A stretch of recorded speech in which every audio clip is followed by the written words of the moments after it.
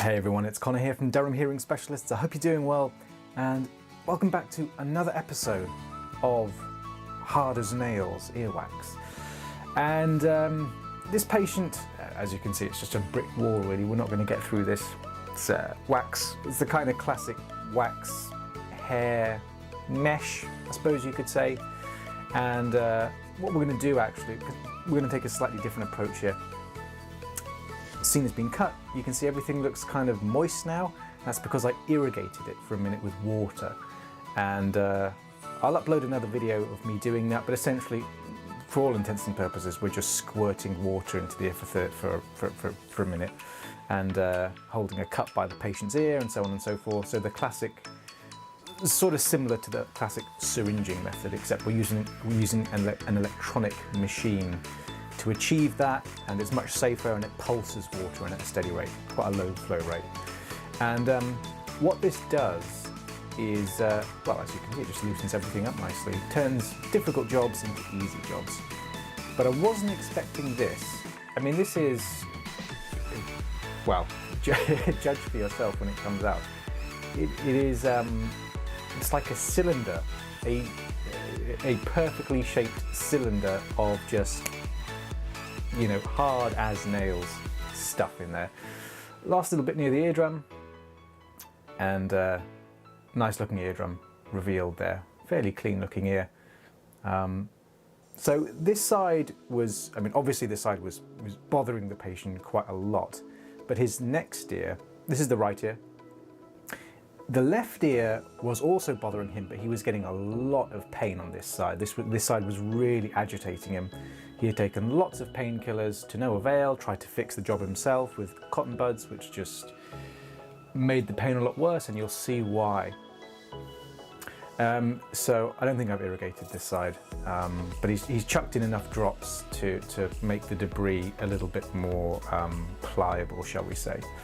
But the reason that this side is hurting is that his eardrum is really bruised. And well, in comparison to bruises you get on the rest of your body, they're really, really tiny, but it's really sensitive down there. And again, when it's on your eardrum and then you've got loads of debris shoved up against the eardrum, it can be excruciatingly painful. So again, I'm just sort of going slowly here and trying my best to sort of pick apart this debris whilst not, trying to avoid the patient jumping out of his seat. So we'll just remove this debris here. And again, because this ear is so painful, I was quite nervous to use the irrigator. I mean, we all hear about, the downsides of syringing the ear, irrigating the ear with water for fear of perforating the eardrum. And realistically, that's I've never actually heard of that happening to a colleague, or I've heard of it happening to patients, but only the sort of old school methods where they used the big metal syringe and they literally pumped water into the ear at a dangerously high pressure. The machines that we have now, at least in the UK anyway, they're electronically driven. And you can whack up the pressure if you want to, but for the most part, most people keep it on a low pressure. And you aim the stream of water upwards at the roof of the ear canal, not directly at the eardrum. So there we go. We can now just see a little bit of the eardrum. It's that kind of bluish grey skin.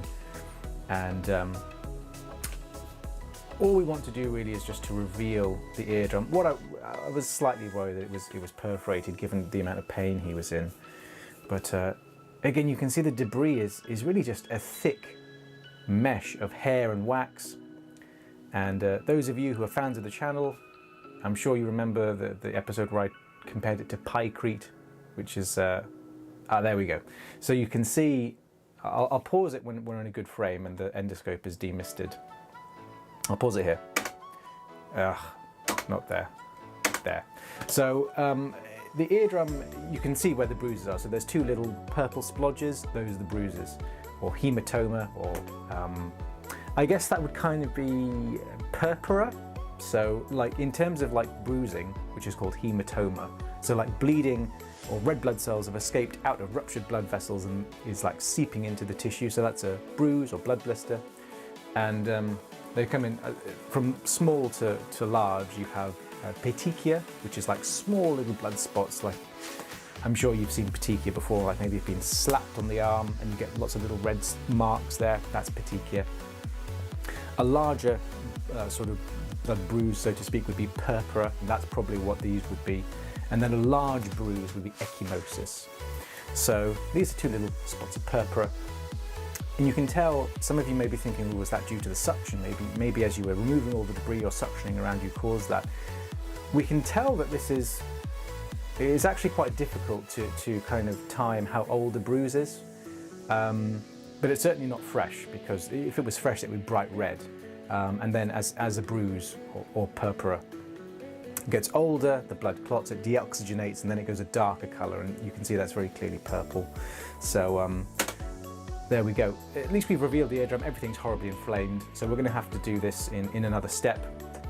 Patient's going to come back a week later so I can check on that purpura, and once the inflammation's calmed down and everything's okay, then I can chuck some sodium bicarb in there and clear up. But absolutely nightmarish hard as nails earwax there. I hope you enjoyed this episode. If